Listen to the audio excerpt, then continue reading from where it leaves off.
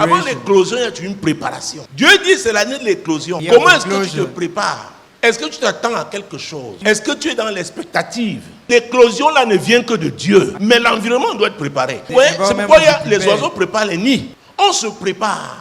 Comment te prépares-tu pour cette éclosion? C'est très important. Dieu fait toujours sa part. Les pentecôtistes veulent seulement les prophéties, les prophéties. Et croyez-moi, j'ai rencontré des gens qui avaient les cahiers de prophéties. Aucune ne s'était accomplie depuis 25 ans. Ce n'était pas parce que les prophéties étaient mauvaises, qu'elles étaient fausses, mais la vérité était que ces personnes n'avaient pas fait leur part. La Bible déclare qu'il y a un temps pour tout. Au temps où tu dois te préparer, tu ne te prépares pas, tu rateras l'opportunité. Encore que l'éclosion dépend de chacun, de ton couloir. Dieu t'a appelé à quel couloir?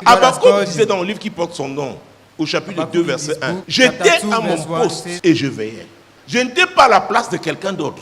J'étais concentré à mon poste. Je veillais, je m'attendais à ce que Dieu me parle. Parce que je savais que j'étais à mon poste. Et à mon poste, je ne me murmurais pas.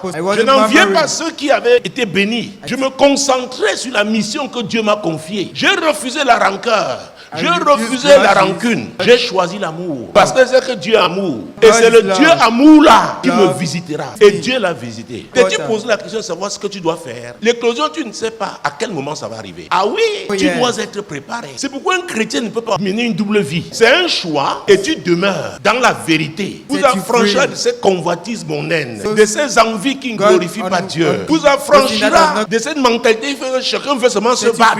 Confie-toi à Dieu et laisse-le opérer dans ta vie. Quand il t'aura préparé, c'est lui qui va susciter cette éclosion.